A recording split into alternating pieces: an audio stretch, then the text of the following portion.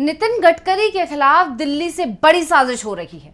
PM Modi और गृह मंत्री अमित शाह की रणनीति में बुरी तरह से फंस गए हैं गडकरी, क्योंकि महाराष्ट्र विधानसभा चुनाव को लेकर बीजेपी हाईकमान ने जो दांव खेला है उसमें सबसे ज्यादा मुश्किल में गडकरी ही दिखाई दे रहे हैं। अगर बीजेपी का दांव सफल होता है तो इसका पूरा श्रेय हाईकमान ले जाएगा, और अगर फेल हुआ तो हार का ठीकरा गडकरी के सिर फोड़ दिया जाएगा।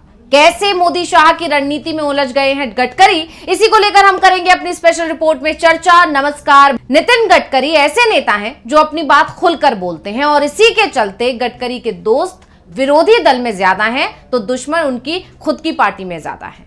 गडकरी की खरी खरी उन पर भी भारी पड़ती रही है। बीजेपी की केंद्रीय चुनाव समिति और संसदीय दल से इसी के चलते गडकरी को बाहर किया गया था। गडकरी बीजेपी के अकेले ऐसे पूर्व अध्यक्ष हैं जो सक्रिय राजनीति में होते हुए भी बीजेपी संसदीय दल में नहीं है। नहीं तो बीजेपी की स्थापना के बाद से अभी तक ऐसा कोई भी मौका नहीं आया है जब बीजेपी संसदीय दल का पार्टी का पूर्व अध्यक्ष जो सक्रिय राजनीति में हो और उसे संसदीय दल में जगह ना मिली हो। गडकरी को संसदीय दल से हटाने की मुख्य वजह पीएम मोदी की नाराजगी को ही माना गया था। कहा गया था कि गडकरी के बयानों के चलते कई बार पीएम मोदी ही मुश्किल में फंस जाते हैं, क्योंकि जो सच है गडकरी वो कह जाते हैं। तमाम मौकों पर गडकरी को ऐसे बयान देते हुए देखा गया है जिससे साफ साफ केंद्रीय नेतृत्व पर सवाल खड़े हो जाते हैं, बीजेपी आला कमानों पर सवाल खड़े हो जाते हैं, और कई बार गडकरी अपनी नाराजगी भी अपने बयानों के जरिए से जो है जाहिर करते आए हैं। और गडकरी का जो बयान है वो मोदी सरकार की इसी तरह से परेशानी को बढ़ा जाता है। लेकिन अब बीजेपी हाईकमान ने गडकरी के खिलाफ बड़ी रणनीति तैयार कर ली है। दरअसल गडकरी को महाराष्ट्र विधानसभा चुनाव के लिए प्रचार अभियान का नेतृत्व सौंप दिया गया है, और सबसे बड़ी बात तो यह है कि गडकरी के सिर यह जिम्मेदारी तो डाल दी गई है, लेकिन उन्हें ताकत बिल्कुल भी नहीं दी गई है। वो बड़ा बदलाव ना तो महाराष्ट्र बीजेपी संगठन में कर सकते हैं और ना ही एनडीए की सरकार से अपने मनमाफिक कोई योजना ही तैयार करा सकते हैं जिसका जनता पर असर हो। यानी सिर्फ और सिर्फ कठपुतली की तरह से उन्हें फ्रेम में खड़ा तो कर दिया गया, लेकिन ताकत उनके हाथ में कोई भी नहीं है। एक समय प्रदेश की राजनीति में गडकरी की बड़ी भूमिका हुआ करती थी। वो राज्य में कैबिनेट मंत्री थे, आगे चलकर प्रदेश अध्यक्ष बने और इसके बाद वो राष्ट्रीय अध्यक्ष भी बनाए गए थे। सन 2014 के लोकसभा चुनाव के बाद उन्हें केंद्र में मंत्री बना दिया गया, और उसके बाद से उन्हें राज्य की राजनीति से पूरा तरह से दूर कर दिया गया। 2014 में महाराष्ट्र में जब विधानसभा चुनाव हुए और बीजेपी ने सरकार बनाई तो गडकरी सीएम पद के सबसे बड़े दावेदार थे, लेकिन मोदी और शाह के विरोध के चलते गडकरी सीएम नहीं बन पाए। 2022 में तो जेपी नड्डा ने गडकरी को बीजेपी संसदीय बोर्ड और केंद्रीय चुनाव समिति से भी हटा दिया, और इसकी वजह माना गया कि जो गडकरी के जो बयान हैं उनको, इसके साथ ही राज्य की राजनीति से भी उन्हें दूर कर दिया गया था। और इस बार जब लोकसभा चुनाव हुए तो गडकरी मुश्किल से टिकट ले पाए थे।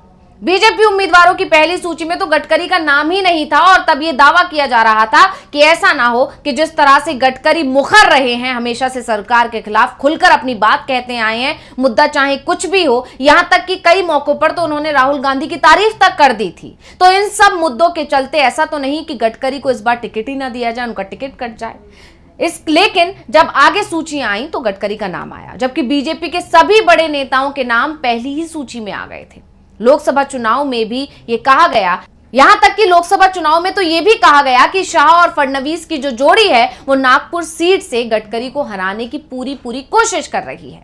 बीजेपी के अंदर गडकरी विरोधियों को इसमें सफलता तो नहीं मिली, लेकिन इसका पूरे विदर्भ रीजन में जो मैसेज गया उसने बीजेपी को बड़ा झटका जरूर दे दिया।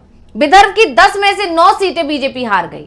सिर्फ नागपुर सीट से नितिन गडकरी ही चुनाव जीत पाए थे, और इसकी टीस अभी भी बीजेपी में गडकरी के विरोधियों को परेशान करती है। और अब गडकरी को महाराष्ट्र में घेरने की रणनीति बना ली गई है, और दावा तो यहां तक किया जाता है कि फडणवीस और गडकरी के बीच बिल्कुल नहीं बनती है। और आप जैसा कि जानते हैं कि महाराष्ट्र चुनाव की पूरी जिम्मेदारी जो है देवेंद्र फडणवीस के कंधों पर रख दी गई है। देवेंद्र फडणवीस को ही प्रमुख बना दिया गया है, यहां तक कि सीट शेयरिंग का पूरा मुद्दा भी, पूरा मामला भी देवेंद्र फडणवीस ही देखेंगे। और इसके बीच में अब यह खबर आ जाना कि गडकरी को नई जिम्मेदारी सौंपी गई है, इसके बाद से जानकारी दावा कर रहे हैं हैं कि ये सिर्फ और सिर्फ दिखावा है या फिर ये एक पूरी रणनीति के तहत किया गया है। गडकरी के कद को घटाने के लिए पूरी एक साजिश रची गई है।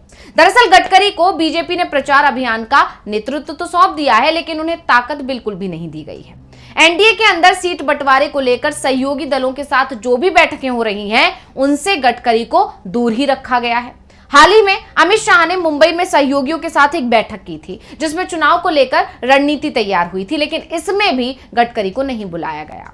बीजेपी ने प्रदेश संगठन में किसी भी तरह का बदलाव करने से भी साफ साफ इनकार कर दिया है। यानी जिस संगठन में गडकरी के पसंद का एक भी व्यक्ति नहीं है, उसी संगठन के सहारे गडकरी को महाराष्ट्र में काम करना है। दरअसल लोकसभा चुनाव में महाराष्ट्र में बीजेपी को जो हार मिली है, उसके बाद राज्य में बड़े बदलाव की तैयारी शुरू हो गई थी। मुंबई में 6 जिले हैं और सभी 6 के जिलाध्यक्ष को बदलने की तैयारी हुई थी। युवाओं को मौका देने की बात हो रही थी, लेकिन अब इस पर अमल होने की कोई संभावना नहीं दिखाई दे रही है। पार्टी के ही एक बड़े नेता ने दावा किया है कि गणपति उत्सव के बाद पितृपक्ष शुरू हो जाएगा, उस दौरान पार्टी नया काम नहीं करेगी। पितृपक्ष खत्म होने के बाद नवरात्रि शुरू हो जाएगी, तब तक तो विधानसभा चुनाव प्रक्रिया शुरू हो जाएगी। यानी चुनाव से ऐन पहले पार्टी किसी को हटाने का जोखिम मोल नहीं लेगी, ये बात सभी जानते हैं। और चुनाव के ठीक समय अगर संगठन में बड़ा बदलाव किया जाता है, तो जिसे संगठन की कमान सौंपी जाएगी, उसके पास काम करने का समय ही नहीं होगा। ऐसे में चुनाव परिणाम के प्रति उसे जवाबदेह भी नहीं माना जा सकता। तो ऐसी स्थिति में पार्टी जैसी चल रही है वैसी चलने दो की रणनीति पर काम करेगी। ऐसे में बीजेपी के अंदर से ही आवाज उठ रही है कि पार्टी का अनुशासन कहां चला गया है। अब बीजेपी के अंदर से ही आवाज उठ रही है कि लोकसभा चुनाव में जिन लोगों के चलते हार मिली, उनके कंधों पर फिर से जिम्मेदारी क्यों डाली जा रही है। चेहरा भले ही नितिन गडकरी को बना दिया गया है, लेकिन काम तो उन लोगों से ही कराया जा रहा है जो बुरी तरह से हारे हुए हैं। ऐसा पहली बार हो रहा है कि मंच की शोभा बढ़ाने वाले निकम्मे पदाधिकारियों के दम पर पार्टी विधानसभा चुनाव मैदान में उतर रही है। ऐसे में आप ये उम्मीद कैसे रख सकते हैं कि निकम्मों के दम पर पार्टी विधानसभा चुनाव में बाजी मारेगी। पार्टी के नेताओं का ही कहना है कि संगठन में थके हारे लोगों को हटाकर नए युवा चेहरों को अवसर देना चाहिए था, जिससे पूरे जोश के साथ वो चुनाव मैदान में उतरते। ऐसे में अनुमान लगाया जा सकता है कि आने वाले चुनाव में क्या नतीजे होंगे। फिलहाल पार्टी मुंबई व प्रदेश बीजेपी में बड़े बदलाव करने के लिए मूड में नहीं है।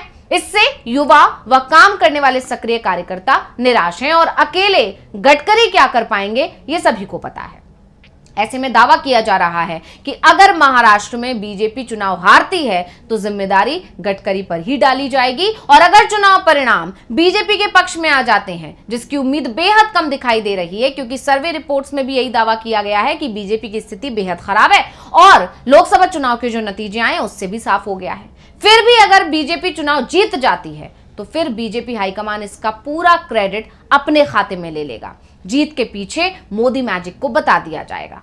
यानी जो बीजेपी पहले से ही भांप चुकी है कि इस बार बीजेपी की स्थिति महाराष्ट्र में बेहद कमजोर है, दूसरी तरफ एमबीए बहुत ज्यादा मजबूत है। इसके अलावा बीजेपी के जो सहयोगी दल हैं यानी कि एनडीए, उसमें भी उठापटक मची हुई है। कभी भी हो सकता है कि अजीत पवार भी अलग हो जाएं और शिंदे भी अलग हो जाएं। तो ऐसी जो उथल पुथल की स्थिति बनी हुई है, यानी कमजोर जो स्थिति एनडीए की बनी हुई है, बीजेपी भी सिर्फ ये सोच पा रही है कि 100 का आंकड़ा भी छू ले, जबकि पुराने जितने भी विधानसभा चुनाव से पहले हुए हैं उसमें बीजेपी सबसे बड़ी पार्टी बनकर ही उभरती आई है। और इस बार देवेंद्र फडणवीस ये कह रहे हैं कि 100 का आंकड़ा भी हम छू लें, इस तरह का जो है अपने कार्यकर्ताओं को संदेश दे रहे हैं। तो इससे ये साफ है कि बीजेपी पहले ही मानकर चल रही है कि महाराष्ट्र में उसकी हालत खराब है, इसलिए कहीं ना कहीं नितिन गडकरी को आगे किया गया है, जिससे अगर महाराष्ट्र में बीजेपी हार जाती है, एनडीए हार जाता है, तो इसका पूरा ठीकरा जो है नितिन गडकरी के कंधों पर डाल दिया जाएगा, फोड़ दिया जाएगा और नितिन गडकरी की छवि को कहीं ना कहीं खराब कर दिया जाएगा कि वो चुनाव भी एक अपने बलबूते नहीं जिता पाए। तो इस रिपोर्ट को लेकर आपका क्या कहना है, हमें कमेंट करके अपनी राय जरूर दीजिएगा। इसी के साथ मुझे दीजिए इजाजत।